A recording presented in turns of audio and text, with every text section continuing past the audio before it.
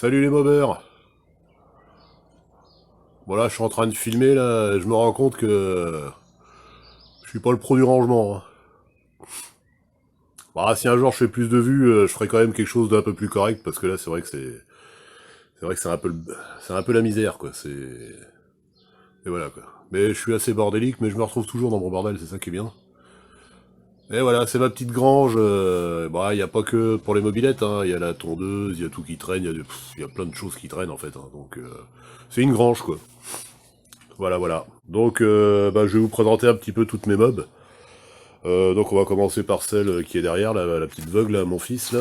Donc bah, elle, elle marche plutôt pas mal avec un moteur tout simple, hein. C'est bas moteur d'origine préparé au transfert du T6 Technics, avec pipe de 15, clapet de 15, un carbu de 15. Il y a un gicleur dessus, c'est du 80, et ça l'avale bien, hein, c'est assez incroyable. Donc il y a une cale sous le cylindre, bah, une petite cale de 0,5, ce qui fait que les transferts sont encore un petit peu bouchés, on va dire, parce que le piston remonte, enfin ne descend pas assez bas. Mais bon, il marche carrément pas mal, hein. Il met quasiment, on va dire, 90 km/h facile. Avec une transmission, là il est en 11,48, mais avec des roues de 16 pouces. Donc après, je sais pas à quoi ça correspondrait avec des roues de 17 pouces. Donc quand il est à 90, ça mouline pas mal et puis ça marche bien. Il a une bonne patate, une bonne accélération. C'est plutôt sympa. Donc il y a ma orange là qui était avant pareil avec le Technics, les Carter Polini, le fameux Villebrequin Doppler Endurance qui a rendu l'âme. Donc et puis dans le coup, bah, vu que j'avais mon 75 Polini liquide que j'ai retapé là, que j'avais mis dans une autre vidéo là d'avant là. Et donc ça marche carrément bien. Franchement, je suis super étonné. Donc pour rappel, j'ai mis un piston de Polini fonte dedans. Donc c'est un bisegment.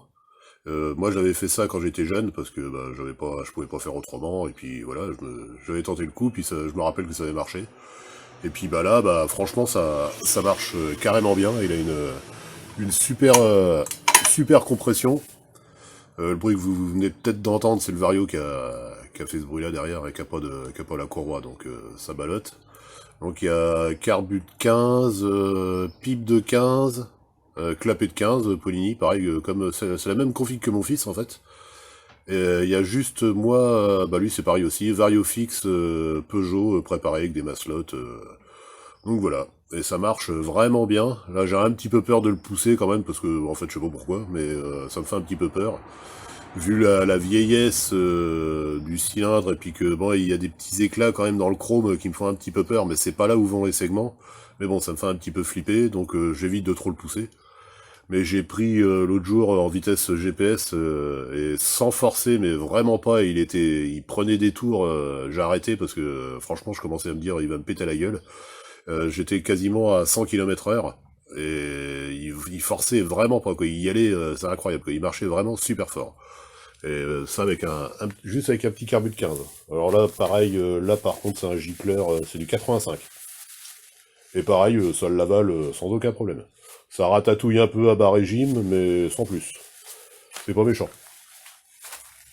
Donc celle-là derrière, bah, c'est le projet pour bah, mon fils qui va avoir 14 ans au mois de juillet. Donc pour l'instant, ça sera tout simple hein, comme config. Mais bon, qu'il se fasse la main quand même, on va pas lui mettre un truc qui monte à 90 direct.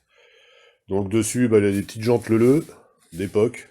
Enfin, de toute façon, ça peut pas être autrement, mais qui sont dans un état, on va dire, d'époque. C'est-à-dire avec un petit peu de rouille, mais bon, ça va encore. Donc là, un autre petit projet qui va voir le jour dans quelques mois, c'est un cadre cercueil, qui est d'époque aussi, pareil, hein, ça a été fait il y a peut-être bien 30 ans ou 40 ans peut-être. Donc un petit peu à retaper, il y a deux trois petits pocs à droite à gauche. Là vous voyez le petit moteur que je vais mettre pour mon fils. Donc alors là franchement pour le début il a pas de bol. Mais il a pas de bol mais ça a l'air de bien marcher. Alors c'est un bas moteur, deux transferts avec un cylindre de transfert, le pot patate d'origine.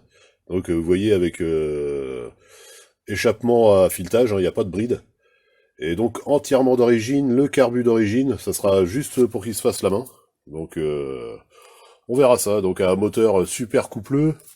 En même temps, je lui ai mis une transmission de 11,48. Donc si ça veut l'emmener, vu qu'il est épais comme une saucisse, ça devrait le faire. Donc on sait jamais, si ça se trouve, ça va peut-être bien marcher aussi. Et donc voilà, ma petite 103 là, qui marche toujours pas trop mal, on va dire. Et puis ça fait 2 3 jours que je remarquais un truc bizarre. Je voyais de la fumée qui sortait toujours du coude de mon échappement parce que j'avais mis de la bande thermique. Et je trouvais ça bizarre. Alors un coup j'avais mis ça sur le fait que j'avais changé mes segments, puis donc j'avais vidé le liquide de refroidissement, enfin mon segment, et j'avais vidé le liquide de refroidissement. Donc vu que j'avais de la bande thermique, je me suis dit c'est ça qui s'évapore et qui fume. L'autre jour j'ai roulé après qu'il ait plu, donc j'ai cru que c'était ça. Et puis hier je la démarre et je la regarde et je dis mais purée, mais c'est bizarre. Il y a de la fumée qui sort du coude. Et en fait, bah pas de bol, mon petit Gianelli qui était bah pareil, d'époque, hein, qui avait peut-être 30 ou 40 ans, qui marchait super bien avec ce kit. Et ben en fait, il est fêlé.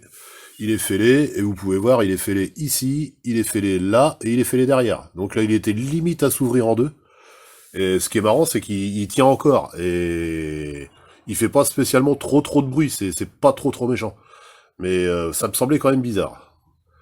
Et donc sur celui-là, j'ai fait une petite modif. Je l'ai passé en carbu de 16 pour voir, et en fait, bah, ça marche pas mieux. Je dirais même que ça marche pas terrible. J'arrive pas à... J'ai l'impression, comparé au carbu de 15, alors le carbu de 15, j'avais un gicleur de 80 avec celui-là. Non, 82, pardon. Et en fait, ça marchait pas mal. Même à fond, la bougie avait une belle couleur, c'était pas mal, il y avait pas de trucs bizarres. Et celui-là, je suis monté en 85, et j'ai même essayé le 90, mais le 90, ça ratatouille carrément à bas régime, mais elle prend quand même ses tours. Mais au final, au régime, on voit que elle est gavée. Et avec le 85 ou le 82, j'ai l'impression que quand je fais une pointe, des fois, elle manque d'essence. Donc c'est vraiment bizarre. Et en fait, j'ai remarqué quelque chose, donc là, mais par rapport au carbu de 15, en fait, là, j'en ai mon carbu de 15. Ah zut, le boisseau, il est pas ouvert. Donc dans les carbus de 15, là, vous avez la tige là qui passe là ici là, et il y a deux petits trous. Et en fait, il y a un petit trou en bas et un autre trou qui est un petit peu plus gros. Et sur le carbut de 16, et ben ces deux trous, et ben sont plus petits que celui du carbut de 15. Donc je comprends pas beaucoup. Je comprends pas en fait. Pourquoi, alors que c'est un carbut de 16, pourquoi ils ont fait des trous plus petits? Et il semblerait que ça joue quand même pas mal sur le réglage, hein. Alors avec le carbut de 16, je pars beaucoup plus facilement. Alors est-ce que c'est dû à ce que le trou, bah, il est plus petit justement, et puis ça diffuse un peu moins, donc c'est moins riche. Donc je ne sais pas. Donc on va voir, je vais tenter de faire des réglages, et puis si jamais ça me saoule que j'arrive pas à le faire bien marcher, parce que franchement avec ce petit carbu de 15, il marchait du tonnerre. Pour rappel, j'ai pris 104 et puis 104 GPS. Donc 104, on a vérifié, je me suis fait suivre par ma femme en bagnole. C'était quasiment du 108, 109 au compteur. Donc ça commence déjà à voiner avec un carbu de 15, c'est quand même pas mal. Et là, avec le 16, j'ai réussi à prendre 100 GPS, donc je suis un petit peu déçu. Mais bon, il y avait l'histoire du pot aussi qui était fêlé, donc est-ce que c'est ça? Est-ce que les gaz s'échappaient, puis ça crée une perte? Allez savoir. Donc là, je suis un petit peu dégoûté. Le pot, comment dire, on va le faire ressouder. Alors c'est certainement mon fils qui fait un bac pro en maintenance, qui va emmener ça à son école et puis qui va le faire ressouder. On va essayer de lui mettre une patte de renfort pour qu'en fait il rebouge plus quoi. Parce que franchement c'est un pot qui marche pas mal. Niveau allonge et puis prise de tour, quand il commence à prendre des tours, ça marche vraiment bien. Et voilà, son remplaçant qui est complètement rouillé, donc c'est un pot que j'ai récupéré, qui est pareil d'époque, mais qui a au moins... bah, c'est celui qui m'a vendu qui m'a vendu le Polini liquide. C'était le pot qu'il avait mis avec le Polini liquide. Donc c'est un Ninja G2 réplica. Donc dessus sur la plaque, là on voit pas parce que faut vraiment avoir des lunettes. Il y a marqué Ninja Groupe 2 réplica MVL. Donc bah, il est à paraître rouillé, puis un petit peu ici il a cabossé, mais bon, tous ces pots-là, généralement, on se finissait toujours par se prendre un trottoir, un truc dans le genre, et puis bah, il y avait toujours un truc comme ça. Mais bon, il est pas fêlé, il est juste rouillé. Donc bah, je vais le retaper. Alors ce qui est marrant, c'est qu'on a une cartouche qui est rivetée. Donc on voit bien que bah, c'est d'origine. Mais il y a quand même l'emplacement pour mettre des ressorts. Alors est-ce qu'il était prévu pour être modifié, couper par exemple cette partie-là, là, cette patte, parce que l'autre elle est coupée, en haut. Elle est coupée, et puis d'emmancher une cartouche dedans. Allez savoir. Je ne sais pas. Parce que théoriquement, alors j'espère que la modif elle a été faite sur celle-là. Normalement, dans les G2 répliqués comme ça, ils avaient une cartouche avec... c'était pas une absorption, c'était les brides, là, avec le tube, la plaque, un autre tube, et puis... donc voilà, c'était des pots qui étaient vraiment bridés à cet endroit-là. Ils n'étaient pas bridés à la rotule, mais ils étaient bridés à la cartouche. Et d'ailleurs, moi, la rotule, donc c'est d'origine. Et moi, je sais que j'ai eu un Ninja quand j'étais jeune, et je me rappelle plus que en fait, bah, la sortie me paraît vachement petite, quoi. C'est quand même bizarre. Et c'est vraiment la rotule Ninja parce que j'ai regardé sur internet et c'est vraiment ça. Et ça me paraît, je me dis, waouh, ça va peut-être pas être terrible cette histoire. Et le gars m'a dit que ça marchait du tonnerre, donc peut-être que oui, hein. Peut-être que ça va le faire, hein. Je ne sais pas. Enfin, ce qui est aussi impressionnant, c'est la qualité de la rotule d'époque là. Parce que vous prenez une rotule Doppler de nos jours, là, elle a un jeu pas possible, et elle, c'est une rotule qui a des kilomètres, hein, certainement. Et ben, en fait, elle a aucun jeu, quoi. Mais alors, vraiment aucun. C'est assez impressionnant. Donc voilà, je vais, euh, je vais m'attaquer à tout ça. Et puis, la 103, là, celle-là, avant de commencer quoi que ce soit, de la refaire péter, j'ai envie de la remettre. J'ai eu dessus, j'ai une boîte à clapper mal aussi. En fait, j'ai envie de la virer. Parce que je sais que ce kit-là, là, le Doppler, je l'ai fait marcher au début. J'étais juste en pipe de 15, déclapé et carbu de 16 d'ailleurs. Et ça marchait vraiment super bien. Pareil, la transmission, je vais la modifier. Je vais vous expliquer pourquoi. Là, je suis en 12,54. Et en 12,54, j'arrive à peu près à monter à 11 000 tours. 11 000 tours, et donc ça, ce qui fait ce que ça donne à peu près du 104 GPS. Je suis à 10 800 à peine, on va dire. Et mais bon, après, c'est pas, j'insiste pas non plus sur 3 km. Hein. C'est les 104, je les prends en étant élancé. Là, bah, quand on fera un essai, je vous ferai voir d'où je pars. Et bon, ça fait même pas un kilomètre. Donc ces 104 km/h sont atteints assez rapidement, on va dire. Dès qu'il commence à prendre des tours, là, le Doppler, il marche vraiment, c'est une fusée, quoi. C'est pas mal. Et donc j'ai fait un petit essai, parce que j'ai récupéré un vario, ce vario-là, là, le Doppler Europe, là, comme ils disent, le R1, et en fait, dessus, j'ai mis... j'avais cette joue mobile là, cette joue fixe, pardon, qui était sur celui-là, le ER3. Et celui-là, je l'ai eu avec cette joue fixe où on peut mettre un embrayage. Et moi, vu que j'en ai marre de toujours pousser au stop et tout ça, donc j'ai voulu essayer de mettre cette joue-là avec un embrayage, donc ça fonctionne, il n'y a pas de souci, ça marche très bien. Et en fait, ce que j'ai remarqué, et c'est assez hallucinant, avec cette joue fixe, en fait, la courroie monte plus haut qu'avec cette joue. Ils ont pas le même angle d'inclinaison. Il suffit de mettre la courroie dedans, de pousser la joue mobile, là, et on voit que la courroie, avec cette joue fixe, monte, bah en fait, là, elle monte jusqu'en haut. Alors qu'avant, elle montait, il manquait 3 mm. Et en fait, j'ai essayé avec mon Doppler, là, qui, s'il ne prend pas de tour, est une vraie merde. Oui, alors je reprends la vidéo, je sais pas où j'en étais. Donc j'ai fait un essai avec le Doppler, avec l'embrayage et tout ça, la fonction embrayage, et l'autre joue, la joue fixe de l'ER1. Et en fait, il s'est avéré que la courroie montait, montait tout en haut du vario, avec une courroie, que ce soit, là c'était une courroie, j'ai une courroie Malossi et une courroie, merde c'est quoi la marque? Je sais plus, c'est une courroie.